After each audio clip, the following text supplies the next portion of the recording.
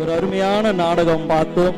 இது நடிப்பு அல்ல, 2000 ஆண்டுகளுக்கு முன்பதாய் நடந்த ஒரு உண்மை சம்பவம்.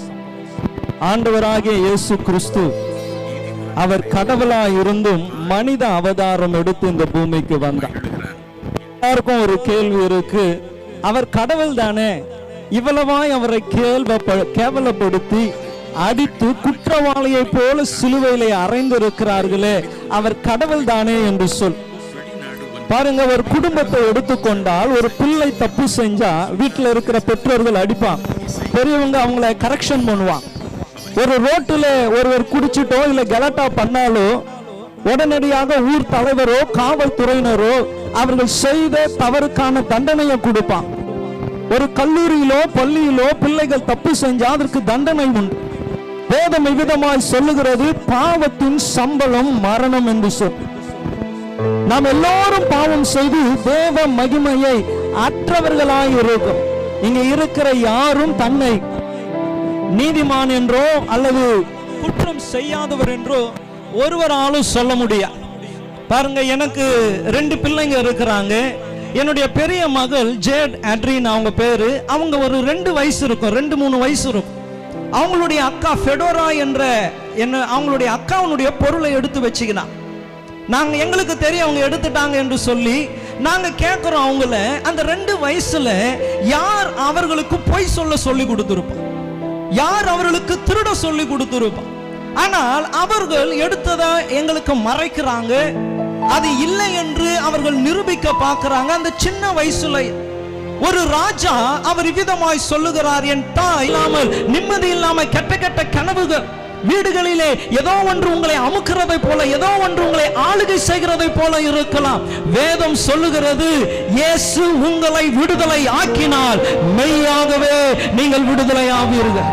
இங்க இருக்கிற ஒவ்வொருவருக்கும் ஒவ்வொரு சாட்சிகள் இருக்கிறது, ஒவ்வொருவருக்கும் ஒவ்வொரு சாட்சிகள் இருக்கிறது. நான் இங்க மேடையில நின்று பேசுகிறேன், நான் என்னுடைய முற்பிதாக்களை நீங்க பார்ப்பீர்கள் என்றால் சொந்த கோயில் உடையவங்க, குறி சொல்லுகிறவங்க, கோயிலுடைய பூசாரிகளா இருந்தவங்க. ஆனா இன்னைக்கு நான் இங்க இருக்கிறேன் என்றால் அவருடைய குடும்பத்திலே தேவன் அற்புதம் செய்தார். என்னுடைய கசின் ஒருத்தர் இருக்கிறார், 10 வருடம் அவர் குழந்தை பாக்கியமே இல்லை.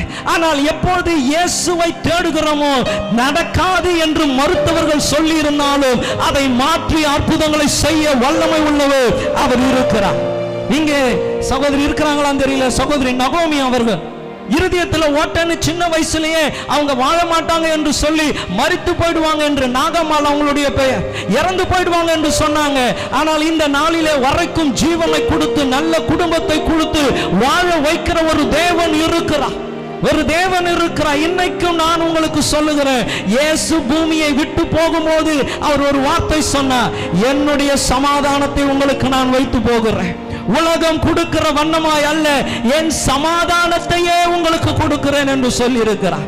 இன்னைக்கு நீங்க வந்திருக்கிறீங்க, கவலையோடு கூட வந்திருக்கலாம், மன சோர்வோடு கூட வந்திருக்கலாம், குடும்பத்தில் நிம்மதி இல்லாமல் வந்திருக்கலாம். ஆனால் இந்த இயேசு சிலுவையிலே மரித்ததினாலே இனி நீங்க அப்படி இருக்க வேண்டும் என்ற அவசியம் இல்லை, நீங்க சாபத்தில் இருக்க வேண்டும் என்ற அவசியம் இல்லை, வியாதியில இருக்க வேண்டும் என்ற அவசியம் இல்லை, பாவத்தில இருக்க வேண்டும் என்ற அவசியம் இல்லை. எங்க சபையில ஒரு மூப்பர் இருந்தா, அவர் கண்ணை திறந்து பார்த்தா கண்ணுக்கு முன்னாடி சாராயம் இருக்கணும்.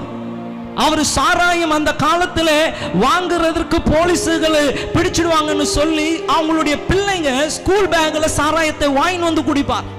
ஆனால் அவர் எப்பொழுது ஆண்டவராக இயேசு கிறிஸ்துவை ஏற்றுக்கொண்டாரோ இதுவரைக்கும் அவரால் விட முடியாத அந்த தீய பழக்கத்தை விடும்படியாய் ஆண்டவராக இயேசு கிறிஸ்து அவருக்கு பலனை கொடுத்தார்.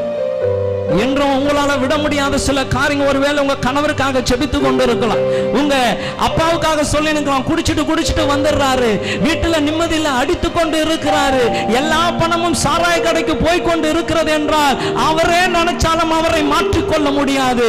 ஆனால் மாற்றக்கூடிய ஒருவர் இருக்கிறார். இன்னைக்கு நீங்க இயேசுவே என்று கூப்பிட்டால் போதும், உங்களுக்கு உதவி செய்ய அவர் போதுமானவராய் இருக்கிறார். உலகத்துல எல்லாம் ஒருத்தருக்கு உதவி செய்யணும்னா அவங்களுக்கு சில ஸ்தானத்தை பார்ப்பான், சில நிலைமைகளை பார்ப்பாங்க. ஆனா இயேசு அப்படி பார்க்கிறவர் அல்ல. நீங்கள் எந்த ஜாதியோ மதமோ, நீங்கள் உயர்ந்தவர்களோ தாழ்ந்தவர்களோ, படித்தவர்களோ படிப்பறிவு இல்லாதவர்களோ, நல்லவர்களோ கெட்டவர்களோ, ஐஸ்வர்யமான ஏழையோ, நீங்க யாரா இருந்தாலும் சரி, வேதம் சொல்லுகிறது, கேளுங்கள் உங்களுக்கு கொடுக்கப்படும், கேட்கிற எவனும் பெற்றுக் கொள்வான் என்று சொல்லப்படுகிறது. அந்த எவன் யாரு? கிறிஸ்தவன் சொல்லி இருக்கிறாரா? இல்ல. சர்ச்சுக்கு போகிறவன் சொல்லி இருக்கிறாரா? இல்ல. இஸ்லாமியர் என்று சொல்லி இருக்கிறாரா? இல்ல. இந்துக்கள் என்று சொல்லி இருக்கிறாரா? இல்ல. நல்லவன் தான் கேட்கணும்னு சொல்லி இருக்கிறாரா? இல்ல. யாரு கேட்டாலும் சரி.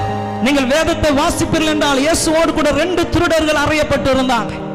இயேசுவோடு கூட இருந்த ஒரு திருடன் இயேசுவினிடத்திலே அவன் சிலுவையிலே தொங்கும் போது அவன் வாழ்க்கைக்காய் வேண்டிக் கொள்கிறான், ஆண்டவரே நீர் தேவனுடைய ராஜ்யத்திற்கு போகும்போது என்ன நினைத்துக் கொள்ளுங்க தான் சொன்னான். என்ன நினைச்சுங்க. ஆனா இயேசு நினைக்கிறேன் என்று சொல்லல, நீ என்னோடு கூட பரதேசிலே இருப்பாய் என்று சொல்ற. எந்த நிலைமையில இருந்தாலும் சரி, நல்லவனாய் இருந்து இயேசு கிட்ட வரணும்னா நானே வந்திருக்க மாட்டேன். ஆனா நான் கெட்டவனாய் இருந்து வந்தபோது இயேசு என் வாழ்க்கையை மாற்றி நல்லவனாய் மாற்றினார். ஒருவனுக்கும் பிரயோஜனம் இல்லாம இருந்த நான் இப்படி பேச முடியாது. எங்க சர்ச்சில் வந்து கேட்டு பாருங்க, நான் வளரும் போது எனக்கு இப்படி பேசுகிற திறமை இல்லை. நான் வெளிநாட்டில் படிச்சேன், 3 வருஷம் படிச்சேன். அங்கே ஒரு பெரிய சபையில என்ன பேசும்படி விட்டான். நான் அங்கே என்னுடைய கல்லூரியிலே நான் உட்கார்ந்து செய்தியை நான் ப்ரிப்பேர் பண்ணேன். 2 செய்தி ப்ரிப்பேர் பண்ணேன். 1 மணி நேரம் கண்ணாடியை பார்த்து நான் பிரசங்கம் பண்றேன். 1 மணி நேரம் பேசி முடிச்சேன். அடுத்த நாள் இன்னொரு செய்தியை ஆயத்தம் பண்ண 1 மணி நேரம் பேசினேன். அப்ப 2 செய்தி இருக்கு. 1 மணி நேரம் நல்லா பேசலான்ட்டு சபையில போய் நிற்கிறேன். அவங்க ஒரு 10:30 மணிக்கு கொடுத்தான். பேசுறேன். முதல் செய்தியை பேசி முடிச்சேன். இன்னும் நேரம் இருக்கிறது போல இருக்கு. பேசுறேன். 2வது செய்தியும் பேசி முடிச்சேன். 10:30 மணிக்கு கொடுத்தாங்க. நான் எவ்வளவு நேரம் பேசினேன் தெரியுங்களா? 10:35க்கு என் செய்தியை முடிச்சிட்டேன். எவ்வளவு நேரம் பேசினேன்? 5 நிமிஷம் தான் பேசுறேன். நான் நினைச்சேன் நான் ஒண்ணுக்கும் பிரயோஜனம் இல்லாதவன், என்னால மேடையில் நிற்க முடியாது, பேச முடியாது, எனக்கு திறமை இல்லை, இனி இந்த தேசத்திற்கு வரக்கூடாது என்று நான் நினைச்சேன். ஆனால் இயேசு பெரியவர்.